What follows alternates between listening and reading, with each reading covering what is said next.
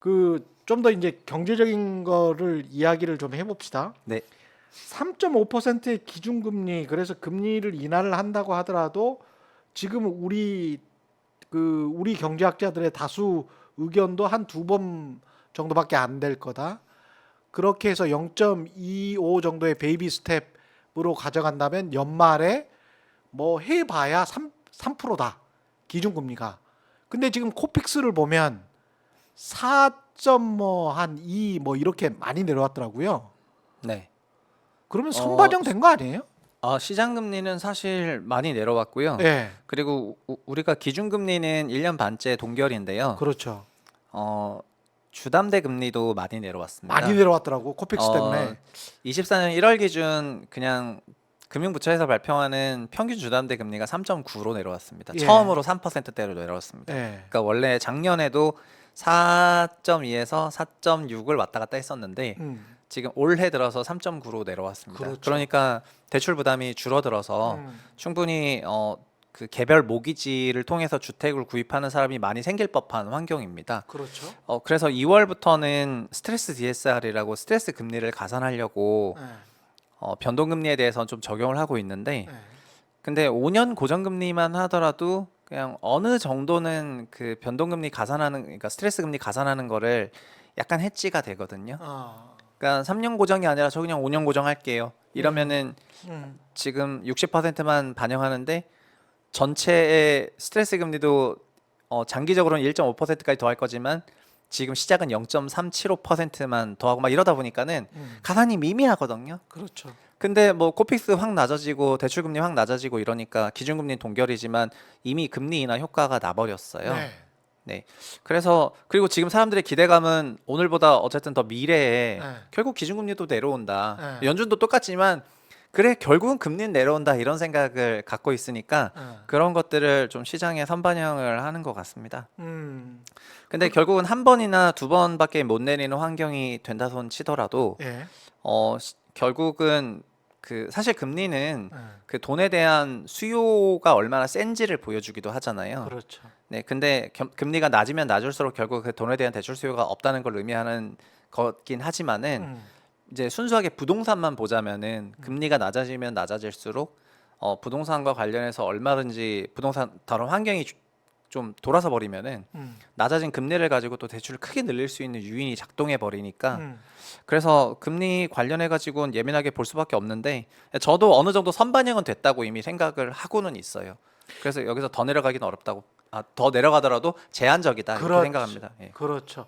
그 시장 금리도 그렇지만 그 한은의 기준 금리도 미국의 페드랑 따라갈 수밖에 없기 때문에 미국의 페드의 입장에서 지금 현재 5.25 정도 되는 거를 그쪽은 지금 올해 한 세 번 정도 해가지고 그쪽도 베이비 스텝으로 해서 0.75 그게 일반적인 컨센서스인 것 같던데. 근데 뭐 거기는 올해 1월만 해도 막 네다섯 번 내리네 5만 이런 스토리를 예. 쓰다가 예. 결국 바로 직전에 그 FMC를 통해 가지고 올해 두세 번 하겠구나 그리고 그렇죠. 5월은 안 하고 7월부터 하겠구나 이런 생각을 하고 있는데 예. 근데 최근에 그 연준 행보들도 보면은 FMC 끝나고 연준 인사들이 나와서 하는 코멘트들도 그렇고 그리고 연준 유튜브도 있거든요. 음. 연준 유튜브 구독자 30만 명밖에 안 됩니다. 아, 네. 그래요? 네. 예. 그래서 연준에 대한 관심은 한국인이 가장 큰 것 같아요. 근데 예. 연준 유튜브도 보면은 막 이제 일반 그 소상공인들 데리고 예. 그다음에 고금리에 대해서 신음하는 사람들에 대한 말을 막 들으면서 금리 아. 인하에 대한 명분을 엄청 쌓거든요. 그리고 아. 최근에 거기도 연준은 결국 원래는 이제 트리플 맨데이트라고 세 가지 책무인데 우리는 두 가지로 많이 알려 있지만 고용과 이야기하죠. 물가인데 그렇죠. 고용 부분에 대해서 결국 그러니까 22년 같은 경우에는 물가가 너무 올랐었기 음. 때문에 금리를 그냥 단기간에 500bp 인상했는데 음. 지금은 물가가 오르긴 하지만은 음. 추세적으로는 12개월 추세로 내려가고 있고 음. 그리고 실업률이나 이런 부분이 안정적이긴 하지만은 그게 조금 더 나쁘게 튀어버리면은 미국 연준 같은 경우에는 고용도 매우 지켜야 되는 그렇죠. 그건데 예. 물가가 어느 정도 안정화 추세인데 고용이 안 좋아진다 하면은 금리 낮출 수 있다 이런 게 연준 인사들 발언이거든요. 그렇죠. 그래서 7월부터는 좀 내려서 두 번, 2회나 뭐 3회 정도 내릴 거라는 생각들이 시장에 좀 광범위하게 퍼져 있는 것 같습니다. 그러니까 한국도 미국이 그렇게 한다면 우리가 굳이 우리도 그렇죠. 그때 되면은 물가가 좀 내려올 거라 생각해서 못할 게 뭐냐 이런 생각들을 하시는 것 같고, 근데 요즘에 생활 물가를 체감해 보면은 엄청나거든요. 그렇죠. 그래서 정말 한국이 할 수 물가가 있겠느냐? 내려오는 게 맞는 건가? 네. 그 이런 생각들을 되게 많이 하실 수밖에 없고, 사실 물가도 저는 제가 애널리스트 할 때부터 음, 되게 불합리하게 생각했던 부분인데, 우리나라 물가는 주거비 반영이 거의 없잖아요. 없어요. 근데 우리 소비 지출의 세전으로 20% 넘게 나가는 게 주거비인데, 그럼요. 네, 그래서 물가는 굉장히 빵꾸가 나 있는 그런 데이터라고 생각을 하고 있습니다. 한국 그렇죠. 기준으로는. 예. 그러니까 부동산 가격이나 월세가 계속 고점 아까 뭐 가격 같은 경우에 한 85% 서울 같은 경우 그 정도 수준으로 다시 올라왔다 이렇게 말씀하셨는데 그런 상황에서 뭐 물가를 낮추겠다고 하는 정부의 말은 이게 어폐가 있는 거잖아요.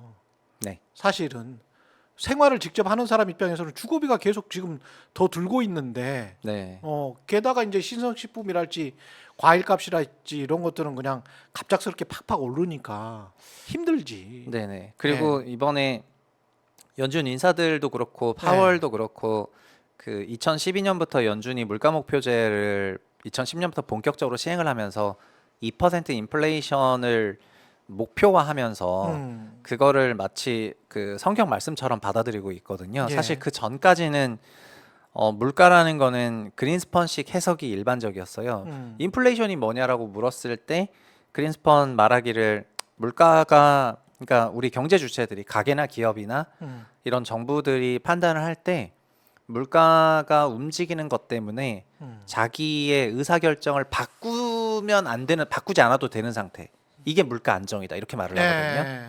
그러니까 지금 막 집값이 오를 것 같고 아니면 뭐 상품 가격이 오를 것 같고 이러니까 나 지금 뭘 사야 되나? 예. 이런 불안함이 만들어지는 건 물가 안정이 아니고, 그렇죠.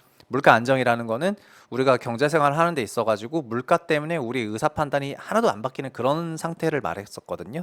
그런 상태는 경기 따라서 1%일 수도 있고 3%일 수도 있고 음, 2%일 수도 있는데, 음. 이제는 그냥 2%인 거예요. 그냥 뭐 경기 상황이고 뭐 어쩌던가 안에. 그렇죠. 네, 그러니까는 맞지 않는 줄자를 가지고 계속 되면서 과열이다 아니다 이렇게 얘기를 하는 게 그 그러네. 유치해 보이는 건데요. 음. 그래서 그거를 지적했던 시니어들은 근데 이제 다 죽어버렸습니다. 미국에서도 너무 오래되셔가지고 아니 이제 근데 고령화 되셔서 다 돌아가시고, 예. 폴 볼커도 2019년에 돌아가셨고, 예. 그러다 보니까는 그거를 지적하는 사람들은 별로 없고, 음. 그냥 2% 물가 목표제가 막 이게 진짜 신성 불가침의 영역인 것처럼 그거 무조건 지켜야 된다고 생각하는 연준 인사들만 꽉 차가지고, 음. 그거로 이제, 그리고 2% 물가 목표제 아니면 바로 디플레이션으로 사상이 완전히 극단적으로 바뀌었어요.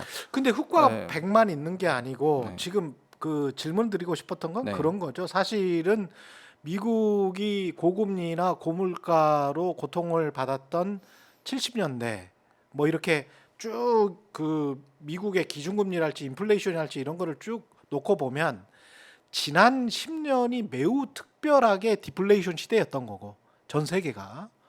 그리고 지금 지난 10년으로 바로 돌아갈 수 있느냐 하면은 그런 것 같지는 않고 역사를 봤을 때는 네. 그러니까 고금리 지금 5.25가 미국의 기준금리가 고금리인 거는 사실인데 거기에서 떨어질 때 얼마나 떨어질 건가 그리고 우리도 그 물가나 이런 거를 감안했을 때 금리를 떨어뜨릴 때 얼마나 떨어뜨릴 수 있을 건가 그러면 3.5에서 금년 말에 뭐 3% 간다라고 했을 때 3%에서 내년에 2025년에는 얼마나 떨어뜨릴 수 있을 건가?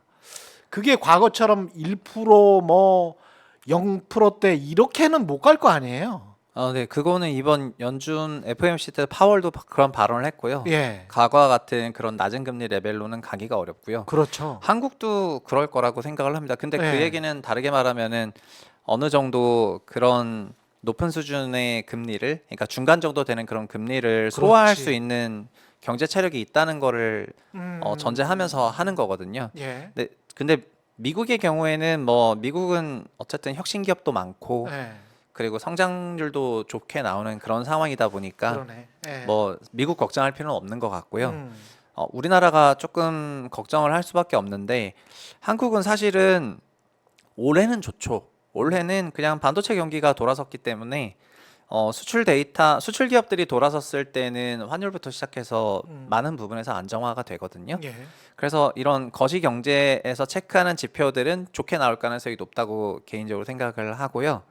그리고 뭐 한국의 내수는 사실 우리 자체적인 것도 있지만 결국 중국과도 연결이 좀 되는데 그렇죠. 최근 들어 작년에는 뭐 중국이 되게 뭘 많이 한다 이런 거를 기대했던 사람들이 있었는데 작년은 결국 다 틀린 셈이 돼 버렸어요. 예. 중국이 생각보다 훨씬 나빴었기 때문에. 음. 근데 올해는 작년만큼의 기대감을 안 갖고 있는 상태로 중국을 바라봐서인지 모르겠는데 예. 그 작년과는 다르게 중국에서 좀 올라와 주는 것 같긴 하거든요. 아. 그래서 24년 경기만 보자면은 한국도 운이 좋을 수도 있다 이렇게 생각을 하고 있습니다. 다만 그렇군요. 여러 가지 분야에서 가장 안 좋은 게 결국 건설 투자, 설비 투자 이런 쪽이고 건설 투자 경기만 안 좋다고 한다면 다른 분야가 괜찮다고 한다면은 얼마든지 건설 관련 경기를 구조조정할 수 있는 체력이 있다는 거니까 올해 선거 이후에는 이런 부분에 대해서 강경하게 나갈 수도 있다고 생각을 하고 그런 정리를 할 거라고 생각을 하거든요. 예.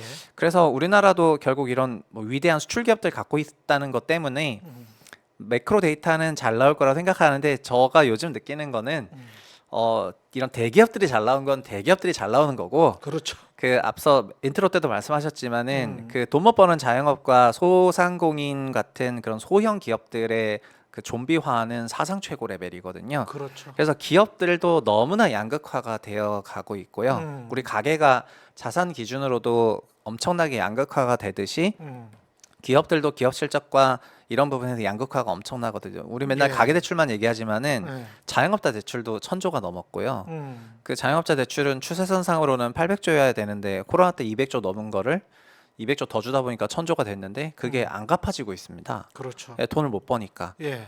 그래서 이런 것들이 계속 말씀하신 것처럼 금리가 충분히 내려가지 않는 상황에서는 더더욱 더 좀비화와 그 부실화를 초래하는 거여가지고 이런 것들을 계속 끌고 가야 되니까 그냥 전반적으로 가계도 양극화, 기업도 극도의 양극화 이런 것들이 그냥 우리 현재 사회에 민낯이 되었다 이렇게 보고 있습니다. 2010년대 초반만 하더라도 물론 그때는 이제 부동산 가격이 그렇게 높지가 않았기 때문에 그렇게 이제 상승을 할 수가 있었던 것 같은데 그때는 논리가 그런 거도 있었잖아요. 지금 말씀하신 것처럼 수출 대기업들이 좋아져 가지고 그쪽에 1억 넘는 고용봉자들이 많아졌기 때문에 강남에 집을 살 수 있는 사람들의 어떤 그 풀이 많아졌다.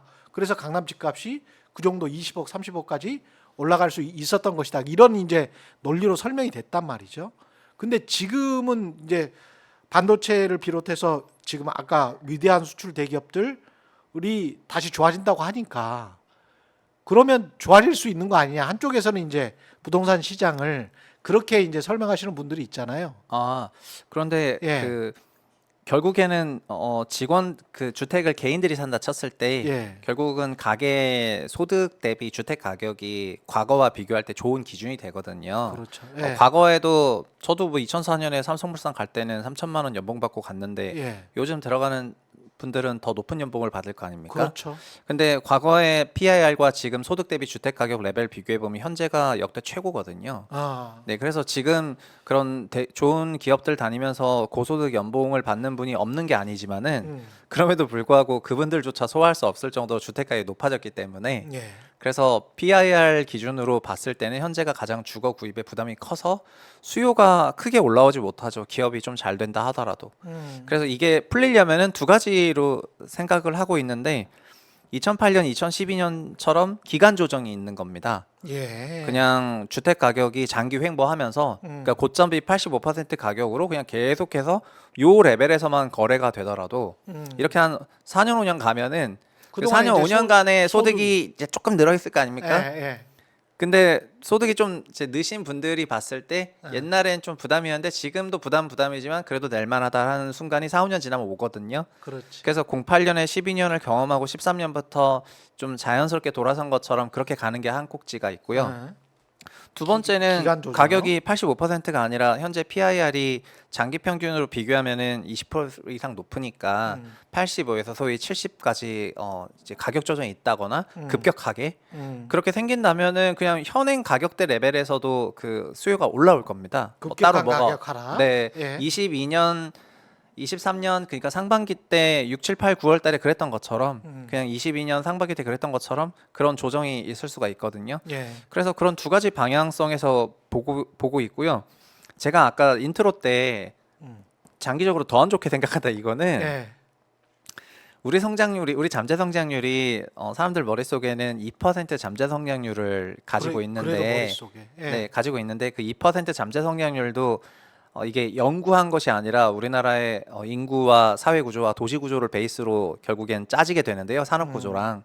근데 잠재 성장률이 내려가고 있다는 게 그 여러 추정 기관들의 말이고 그렇죠. 이 출산율이 너무 낮고 이런 부분으로 인해 가지고 잠재 성장률 제로로 간다는 게 30년대부터 나오니까 그렇죠.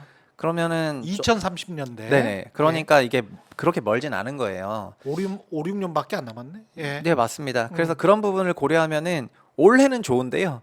근데 좀 한 5년, 10년 이상 생각해 보면은 수요가 지금보다 과연 좋아질까? 이런 생각을 하면서 주택에 대해서 좀 더 보수적으로 생각을 할 가능성이 높고 그런 생각이 많아지면 많아질수록 제가 우려하는 거는 작년에 우리나라 주식 투자자들이 해외 주식 매수 금액이 100조 원이거든요. 아, 그리고 돈은 있구나. 역시. 한국에 있는 돈들을 외국으로 그렇죠. 보내고 있는 거죠. 예. 그래서 작년 국감 때 하는 총재가 국감 때 이런 말을 했어요. 원래 환율이라는 거가 늘 외생적인 변수였는데 내생적인 변수. 그러니까 한국인 투자자들이 외국으로 그냥 투자를 늘려버리니까 환율이 그냥 튀어버리는 거예요. 달러를 이제 사버리니까 사기 위해 달러 원화 수요가 낮아지고 달러 수요가 높아지니까 환율이 올라가는 거예요. 그렇죠. 그런 것처럼 우리나라 원화 자산, 원화 부동산에 대해서 부정적인 생각을 많이 하면 할수록 굳이 뭐 한국 부동산을 현재 우리나라가 갖고 있는 전체 대외 자산 총액은 대외 순자산 기준으로 1,000조 원이거든요. 예. 근데 작년에만 100조 늘었으니까 이게 그렇게 올라가는 생각해보니까. 속도로 생각하면은 많이 올라갈 수도 있다고 생각을 해요. 그러면은 그러네요. 어느 순간 임계치 특이점을 건드리면은 많이 올라간다 생각하는데 그러면 그때가 됐을 때는 뭐 환율도 지금보다 더 높고 지금 사실 우리나라 환율도 지금 1,330원이 안정적이다 이렇게 생각을 하시는데 예. 2년 전엔 1,100원이었어요. 그래요. 네, 그게 1,300원 된 거예요. 예. 그럼 한 3, 4년 후에 1,500원 되지 말란 법 있나요? 아, 그러니까 이런 그 원화 환율이 올라간다는 거는 우리나라 자산 시장이 보수적으로 평가받아야 되는 그런 환경이 온다는 거여 가지고 예. 그런 부분에서 저는 좀 개인적으로 부정적인 생각을 가지고 있고 그래서 한국인들의 해외 자산 취득에 대해서 좀 예민하게 지켜보고 있는데 그럴 만한 이유가 있으니까 그렇게 간다고 생각을 하고 그리고 이런 거를 뭐 돌려 세우기 위한 외국은 이런 것들을 돌려 세우기 위한 정책들을 많이 합니다. 예. 소위 리쇼어링류 정책들 그렇죠. 예. 일자리 여기 다시 지어라 공장 지어라 보조금 주겠다 뭘 하면 뭐 보조금 주겠다 그래서 최근에도 삼성전자 미국에서 보조금 받고 그 다음에 미국 해외 나가는 공장들 다 자국으로 돌려 세우고 이런 형태 정책을 하는데 우리는 아직 이런 게 아니라 더 열심히 나가세요라고 말을 하는 것 같은 그렇죠. 정책들을 쓰고 있어가지고 예. 그냥 올해나 뭐 내년 정도의 그 건설 부동산 경기 차원이 아니라 좀 더 구조적으로 그 약세장을 저 개인적으로 생각을 하고 있죠.